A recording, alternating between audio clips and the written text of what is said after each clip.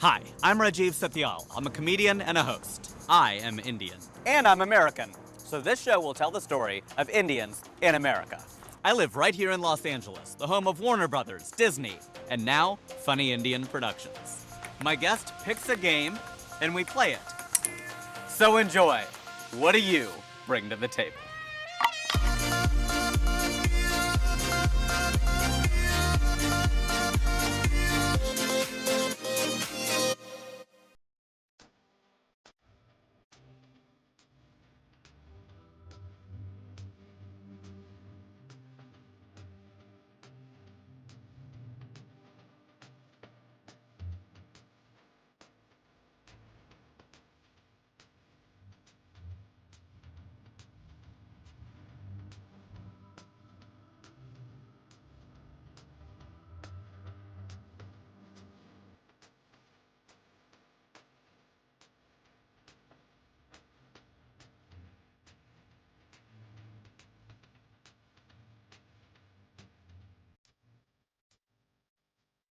Welcome everybody, I'm Rajiv Satyal and welcome to What Do You Bring to the Table? I'm honored to be sitting here with my very famous guest. Does he need an introduction? Dr. Deepak Chopra.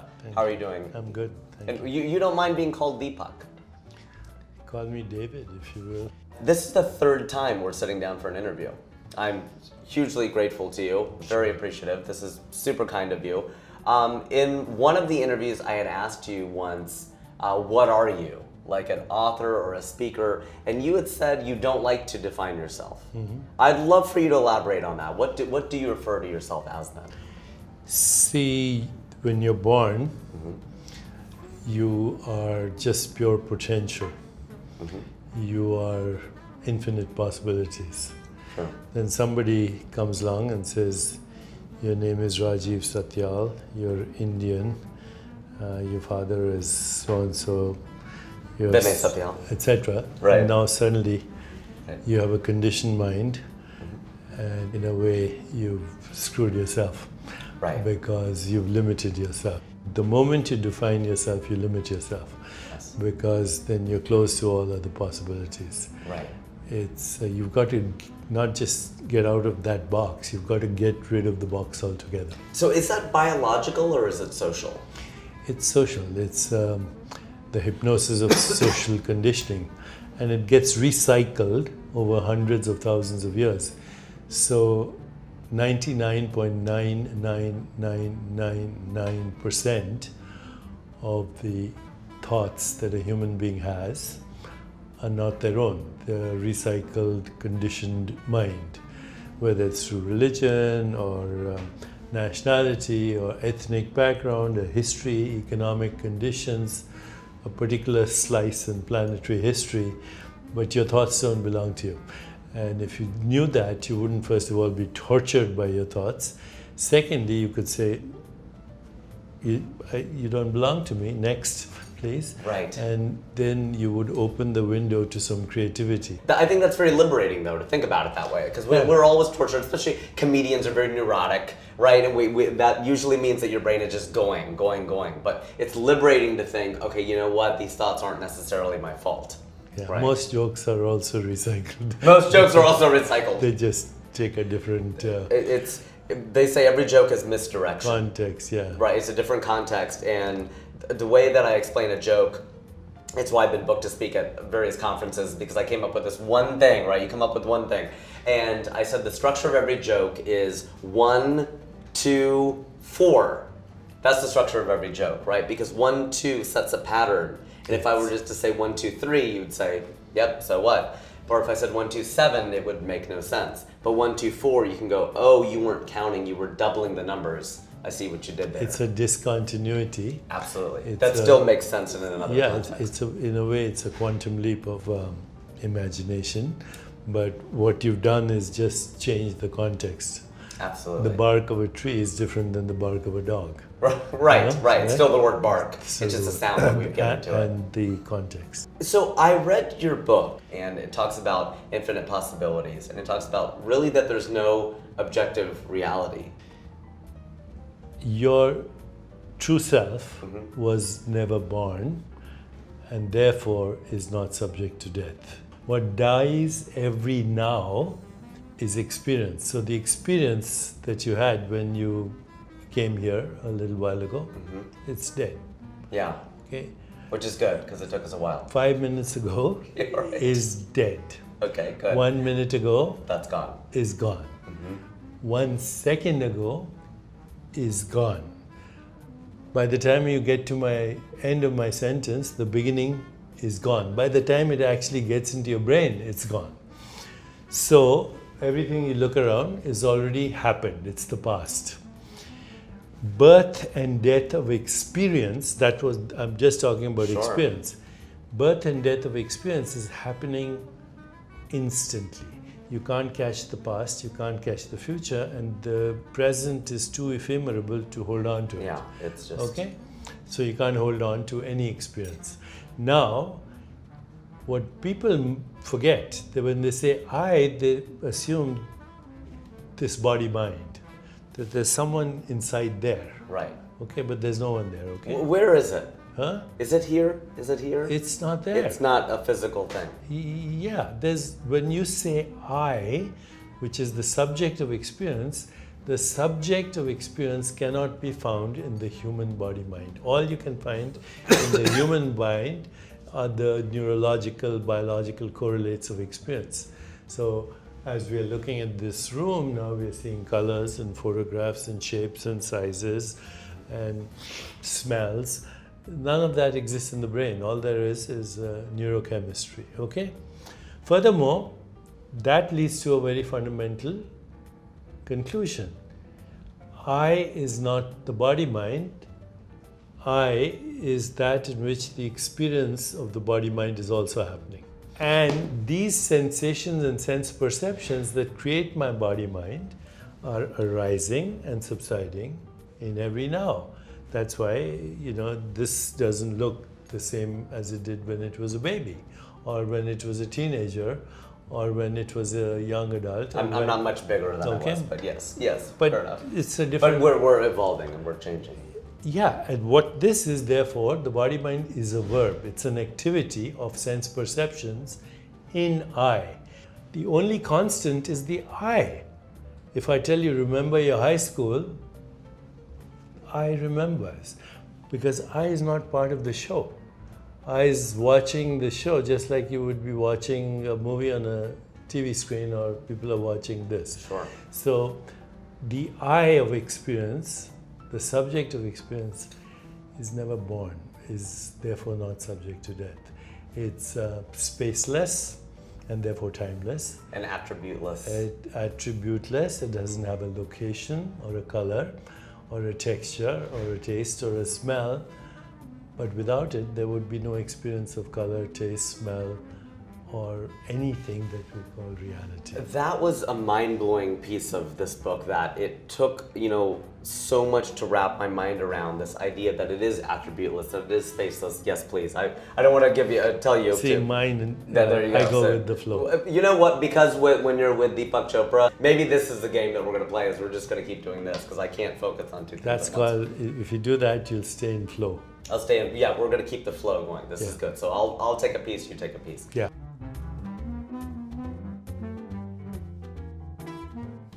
In the book, there's so much there about attributeless, that you're saying that really nothing intrinsically has a taste or a color or a smell until there's a human eye or a human ear to take it in. But each species creates its own reality out of whatever is attributeless. So the universe you and I experience, so the room you and I experience, is not the same experience to an insect with 100 eyes. Right. What does this experience mean to a bat that moves at night through the echo of ultrasound, or a snake that senses infrared, or a chameleon whose eyeballs swivel on two different axes? You can't even remotely imagine what this room would look like.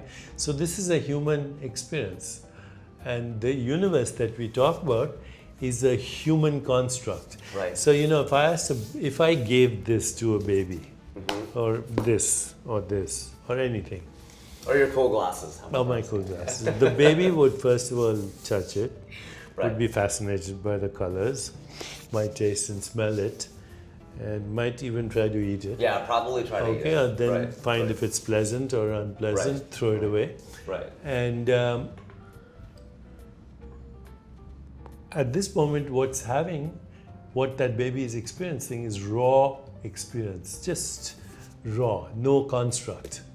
No, like context even, or Yeah, but meaning no, behind it. no meaning behind that Right. experience. Then you come along and you said, "Listen, baby, that's a book. This is your hand. That's your body, and that is Deepak's body. Or this is Deepak's body. All this is a learned phenomenon. Even embodiment, the experience of the ownership of your body, is a learned phenomenon, because you don't own your body. 98% of the atoms in your body are recycled once a year. In fact, if you do a little mathematics, you can prove without a shadow of doubt, based on radioactive isotope studies, that right this moment you have 1 million atoms that were once in the body of Jesus Christ or Moses or Saddam Hussein or even Hitler, right now in your body. In just the last 3 months, a quadrillion atoms have gone through your body that have gone through the body of every other living species on this planet. Furthermore, the atoms, the carbon, the hydrogen, the oxygen, the nitrogen that makes your body, all of it, was manufactured in a burning star. There are now 2.2 trillion galaxies. The carbon in your fingernails, the oxygen going to your brain, could have come from 2 different galaxies or multiple galaxies. Oh, wow. So this is the whole universe right here. Okay, and it's furthermore recycling, and it doesn't belong to you. If you hadn't learnt that, or you can decondition yourself from that, you can ask yourself some questions, deep questions. Who am I? And you stick with that, you'll see you're not your name, you're not your racial identity, you're not your gender, your religion or your nationality. You're the consciousness that assumes those identities. Those identities. Wow.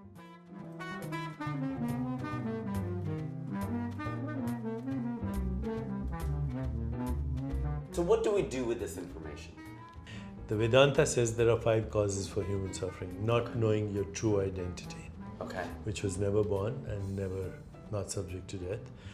Grasping and clinging to that we can't hold on to, it's a dream. The fear of impermanence. Identifying with the conditioned mind, and the fear of death. These are the 5 causes of human suffering, and they're all contained in one: not knowing your true identity. Once you know your true identity, then you're in flow. And the experience of flow is sensory experience becomes very rich because there's no resistance by the past or the future. So colors are brighter, sounds are more musical, everything is delightful. The universe is a delight of the senses. That's number 1. Okay. Number 2, there is no resistance to what is, no regrets, no anticipation, no resistance, just this moment as it is. You just go through it. Number 3, your ego is there, but it has shifted into the background. So there's no sense of separation from the universe. Okay. Number 4, there's effortless spontaneity and effortless creativity. Well, I would say that's a pretty good deal. Yeah. Finding out, and there's no fear of death. So. Is this along the lines of when they say like belief clings and faith lets go? Very good, very good. Belief is a cover-up for uncertainty. Sure, and like insecurity. Yeah, it's a cover-up. I don't ask you, do you believe in electricity? Yeah, we are. This is... It's going to shine whether I believe in it or not. So, belief is a cover-up for insecurity, but faith comes from the knowledge and experience of the invisible, without which there would be no visible. It's the certainty of the invisible, without which there is no visible. Certainty, because And that was the fourth condition you talked about, like the living in the certain mind. Yeah. Right. Okay. Is there what you're describing sounds like enlightenment? Is that the kind of the generic word that's been given to this? Enlightenment, or I like a better word, which is self-realization. Okay. It starts with self-awareness, awareness of mind, awareness of mental space, thoughts, emotions, feelings, awareness of the sensations of the body, awareness of perceptual experience, sound, touch, sight, taste, smell, awareness of the web of relationship and connection to the universe, but then awareness of awareness. And that is freedom, because, as Rumi says, why do you stay in prison when the door is wide open? The prison is self-imposed. When I say self-imposed, so society. If you accept the insanity of the world right now, it's pretty insane. Yeah, then you're declaring your own insanity. Right. So okay. So when you say the world is insane, to some extent this is because we live in these 5 constraints of suffering. A lot of people live like that, right? So there's suffering, there's pain and suffering. And they recycle the whole right. thing over and over. It's an insane, we talked about this in our second interview, I think it was, how we live in an insane world. Yeah. And you also said... And it's not normal to accept the psychopathology of the average as normal. Okay. Is to declare your own insanity. So, is it then, are things getting better or worse, or there's always a constant? Is it like is it Kali Yuga and all those things that they talk about, or what is it? There is a constant tension between the forces of evolution and the forces of entropy. That's the best word I'll use. So just randomness and randomness, disorder, chaos, destruction. And then there's evolution, which is creativity. But you take it a step further. Like you even say that what we consider non-living, right? Because there's dead and there's alive, but then there's non-living. Like, well, why pick up one of those when we got to pick up one of these? That the non-living, now he's going to go for it. Say, now we're rolling. This is flow. This is called flow. And if he drops it, it'll be on the flow. But that's a different kind of flow. So we talk about even these blocks, they have consciousness. I did it. You did it. That's really, really risky. I can't believe you were able to pull that off. That's very nice. Or pull it out, as it were. Impressive. No, this is not conscious. This is an experience in consciousness. Okay. This is a perceptual process in consciousness. Okay. As a perceptual process in consciousness, it's known in consciousness, it occurs in consciousness, but here are some very good insights from non-dual teachers. It is made out of consciousness. Why? Because the perceptual experience itself is a modification of consciousness. So if I asked you, would this object right now, instead of calling it an object, if you call it an experience, sound is an experience, okay? Right. Shape is an experience, right? Sure. Texture is an experience. Taste and smell is an experience. So instead of saying an object, you say an experience. Then you say, where is that experience happening? Okay? Obviously in awareness or consciousness. So, is it a modified form of consciousness itself? Because could you have a perception without the experience of it? And the answer is no. No. So who or what is having that experience that then gives it a label? Okay, this toy or whatever, this rectangular. So yes, it is made out of consciousness, as is this, as is this, as is all this. Okay, that's in Sanskrit there's a phrase, Tattvamasi, I am that, you are that, all this is that, that alone is. And what is that? That is the consciousness in which all is conceived, governed, constructed, and comes into a process that we call experience. So is that the core argument, if that's the word, with the Sam Harrises of the world and the what's the other guy, the Dawkins and people? Is it they're locked in sort of now a that Western... you brought them up, Sam Harris is a very intelligent guy, very sharp person, understands consciousness, wrote a book called Waking Up. But he's so caught up in his self-importance that he has to do anything, even compromise his own self to win an argument. But he's a smart guy, and for that I respect him. As far as people like Dawkins, etc., they're frozen in an obsolete worldview. They just, Dawkins has a professorship in Oxford and a British accent, and because he has a British accent. Yeah, that's true. If you talk in the British accent, anything sounds right. Anything, especially to Americans. You say 2 and 2 I don't is know 5, why sounds Americans are intimidated by British accents. I will tell you that we did a tour throughout India called Make China Or. And my partner in crime, Azhar Usman, he and I needed a late checkout. I did it again. This is, I know, you're following, this is really looking good. We were in Mumbai, I guess, to keep the peace here, and we needed a late checkout from the hotel. So we called our friend Mo Amer, who was actually just on Stephen Colbert's show, and he does a spot-on British accent. Yeah. And so we have him FaceTime in from Cairo to talk to the receptionist on speakerphone. And he used a British accent to ask for a late checkout, and we got it. Because everybody is afraid of and or respects the British. They just will. Like if you just ask in this voice, they'll say no. But if you use a British accent to ask for a late checkout at a hotel, like, oh sure, love, my flight's delayed, through Europe. It would just be a deal. Could you just give me like a 4 p.m.? Ask for something ridiculous. You won't probably get a 4 p.m., but if you ask for a 4 p.m., you'll get like a 2 or a 3. And he did. I have to tell you a story that, many, many years ago, I was traveling with an Indian Ayurvedic doctor. And, he didn't have the usual mannerisms of what we call Western society. He was totally who he was.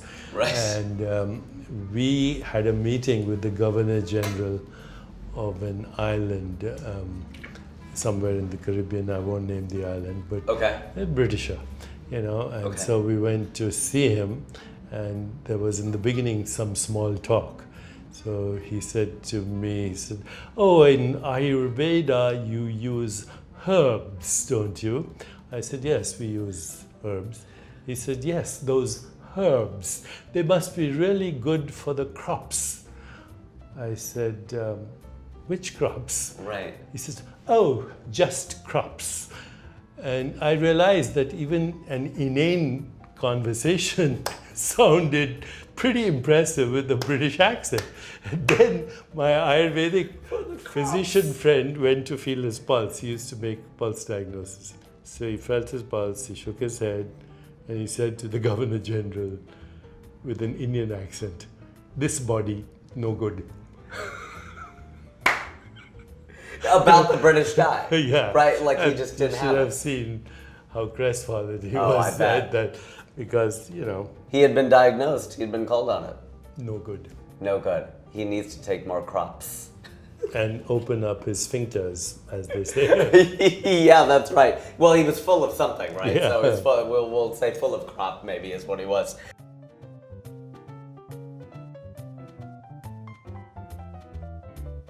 In the world in which we currently are, I mean, I read your Twitter feed and I watch what's going on. I mean, and in one of our interviews you talked about how the human experiment had failed. And Could be. Yeah, well, okay, so now you're saying maybe it could be instead of... Well, there's no certainty to anything, but I think we are definitely at a fork in the road. Mm-hmm. We have the technology today to heal the planet, to reverse climate change, to do all kinds of things, bring about social, economic justice and repair the ecosystem.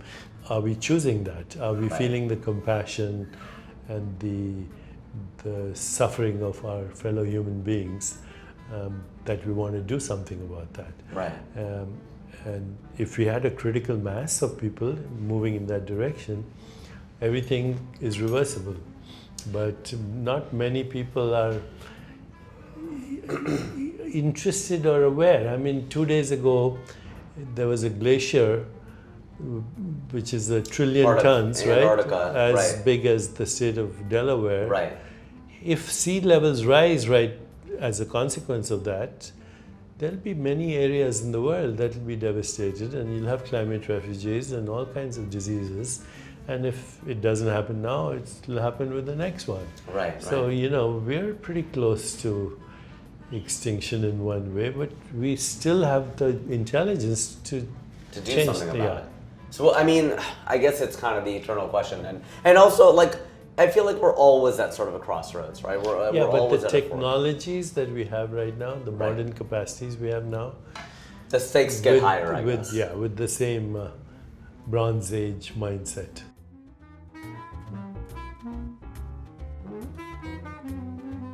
Have we evolved then? I mean, like, that's the question? Like, are we? We've evolved, and I don't know. Have we? We have evolved in certain aspects of intelligence. The intellect is very sharp. The human intellect, human imagination, has no boundaries. Okay, and it all, what we imagine, we end up doing. Right. We have a rover on Mars, and we're circling other, even entering other galaxies. Right. So we have evolved in that sense. Have we evolved in self-awareness, in self-realization, in what I'd say spiritually? Right. There have always been a few luminaries. There've been the great Greek philosophers. You have people like that. You have the Greek philosophers, the sages of the Upanishads, some of the prophets of the Old Testament.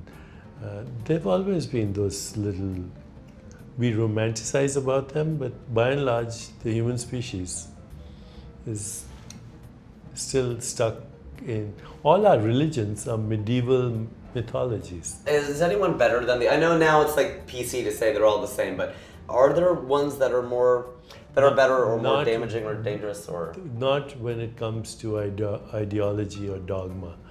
I think Hindus can be as violent against other humans, even though they may be vegetarian. It doesn't have to be vegetarian. Well, if you're killing, Well, I know, because now people talk about like animals and cage-free, farm-fresh, but they don't seem to care about the iPhones and how they're made. Yeah. Like this iPhone was made in a sweatshop by the suffering of humans. Humans. So they're like, but we'll eat cage-free, farm-fresh eggs, and I'm like, well, that's great for the chickens, but what about, you're protesting on an iPhone. Like, don't you understand the irony in that? Yeah, so that's where we need our revolution. The essence of the religious experience is just 3 or 4 things.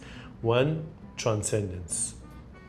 2, the emergence of Platonic values like love, compassion, joy, empathy, peace, equanimity, the search for truth, goodness, beauty, harmony. That's number 2. 3, the loss of the fear of death. That's the experience, because the transcendent is not in time. The I of experience is not in time. That was never born, never dies. That's the essence of every religious experience. But then, try and explain that to somebody, and they say, I don't get it, because they haven't had the experience. So they follow the dogma and the ideology. It's like somebody is pointing to the moon, and instead of looking at the moon, you end up worshipping the finger. Right. And that's what happens with all religion. So I think we have to go beyond religion. Wow, that's interesting. We have to They point at the go moon and you beyond. worship the finger. We have to go beyond organized religion and their ideologies, because all they're fighting about is their definitions of someone else's experience. So I say religion is following somebody else's experience, spirituality is having the experience for yourself.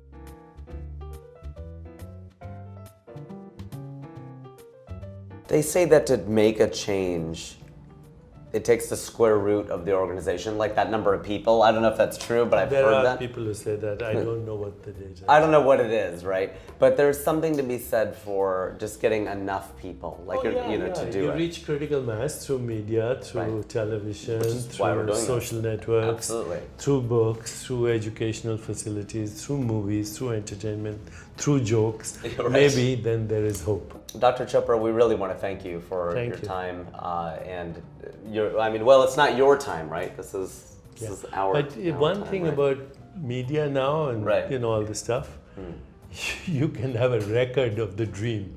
I'll walk out and you'll walk out and this dream will be over. That's but true. there'll be a record of it. There will be a record of it. I know that's what's so amazing about mass media, Yeah. and the ability to get your message out there. We watch your Facebook live streams and everything else, and it's just we're such huge you fan very viewers. much. So there it is. That's the ending. Perfect. I love you. it. That's good. That's a great ending. Thank you, Rajiv. Deepak, thank you Thank so you. much as always. Truly appreciated. Thank you. Thank you for joining us on this episode of What Do You Bring to the Table? I'm your host Rajiv, and I still am.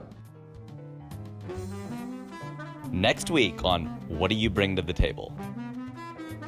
It's weird because I always think people who like meditate a lot and stuff and are pretty spiritual, at least in the sense of having alone time with their minds on a regular basis, feel like the most zen. But then I feel like there are a lot of people that I don't think are that evolved that seem to really be into meditation. And I'm like, if they're really into it, I don't know if I... It's defacing the brand of meditation. Yeah. You're like, wait, hang on a second. You Yeah. meditate.